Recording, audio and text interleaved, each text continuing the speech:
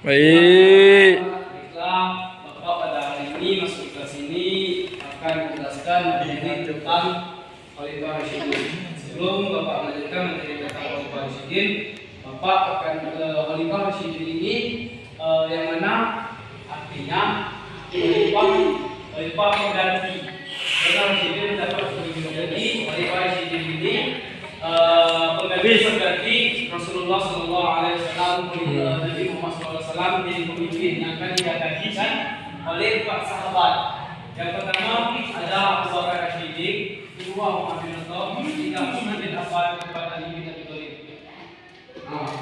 Baiklah, di sini Khalifah ini dibentuk atau di pertama kali adanya Khalifah itu pada 632 Masehi, pada saat terjadinya rahmatullah wafatnya Nabi Muhammad SAW dan 32 Masehi atau bertepatan 11 Hijriah.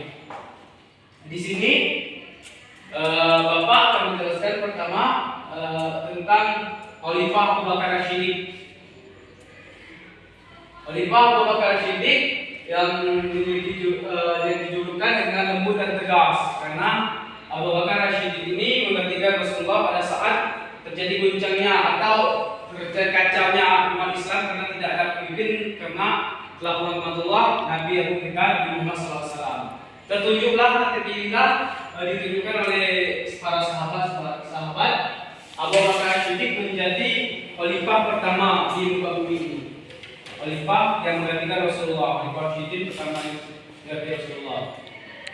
Pada saat Abu Bakar As-Siddiq menjadi khalifah, di sini metode pemilihan dipilih para pemimpin umat Islam itulah yang dikatakan Bapak tadi. Abu Bakar As-Siddiq ini dipilih dari para sahabat-sahabat untuk menggantikan Rasulullah SAW memimpin umat Islam pada saat itu. Di mana strategi kepemimpinan Abu Bakar As-Siddiq ini pertama memerangi kaum murtad. Pada saat dia memimpin, dia memerangi kaum murtad dan juga pembakaran zakat dan juga memusnahkan nabi palsu dan juga dia mengumpulkan naskah Al-Quran untuk membentuk sistem keuangan negara, memperluaskan wilayah. Abu Bakar ini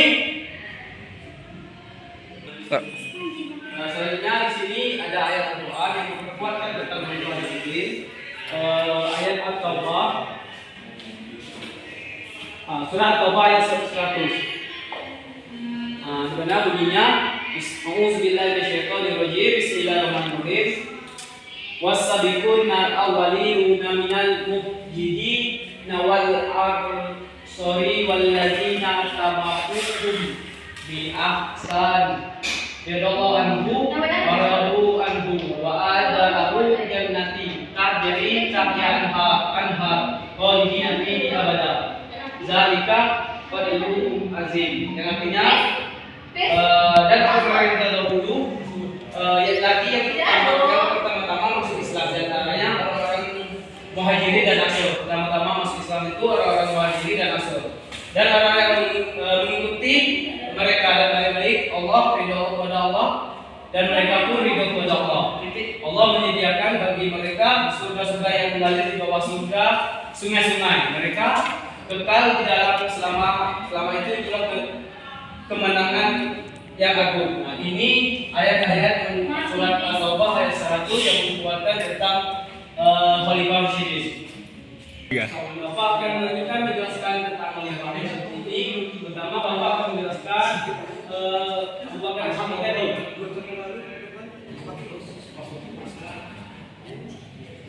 Abu Bakar As-Siddiq yang mana dia memiliki juluk lembut dan cerdas.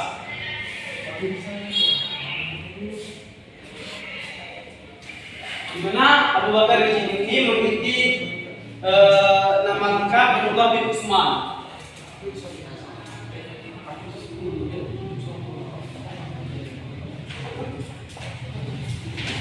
Memiliki nama lengkap Abdullah bin Utsman atau disebut Abdullah bin Quafa bin Amir bin Amr bin Ka'ab bin Sa'id bin Tamim bin Mu'ala bin Khalid bin Tamim Al-Quraisy, dan lahir di Mekah pada tahun dia lahir pada pada tahun 572 Masehi.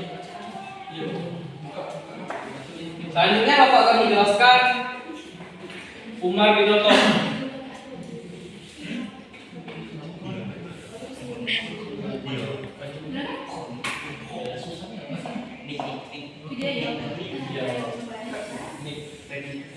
Mulai.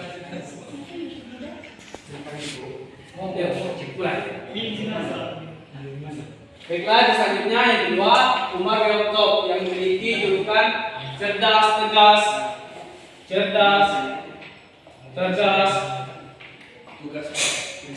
mementingkan rakyatnya.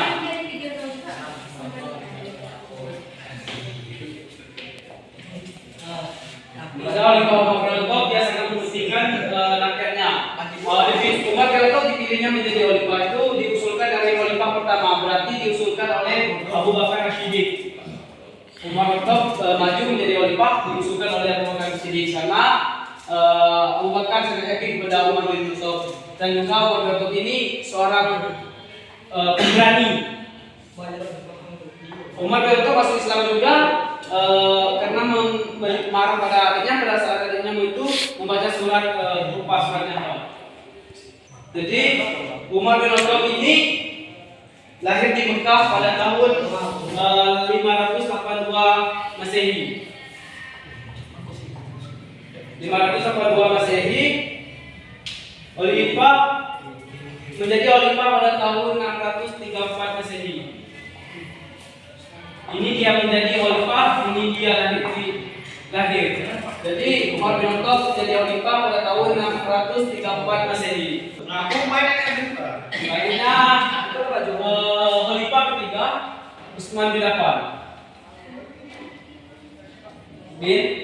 radhiyallahu anhu.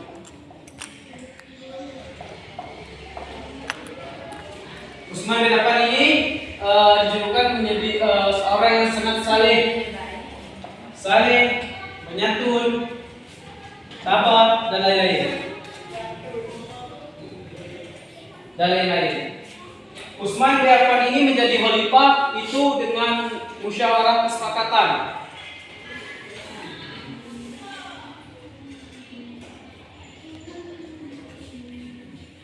Jadi Utsman bin Affan ini tidak ditunjuk atau tidak di masing-masing menjadikan khalifah, tapi dia itu melakukan dengan melaksanakan musyawarah kesepakatan, terpilihlah Utsman bin Affan menjadi khalifah yang ketiga. Karena pada saat itu masih memiliki pada saat itu dengan demokratis.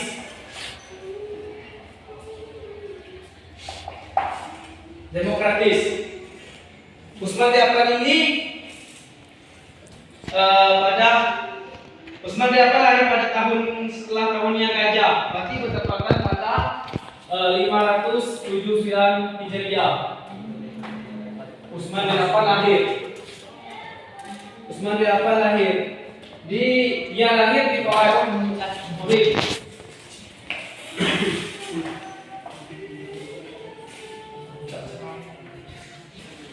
keempat, khalifah keempat adalah Ali bin Abi Thalib.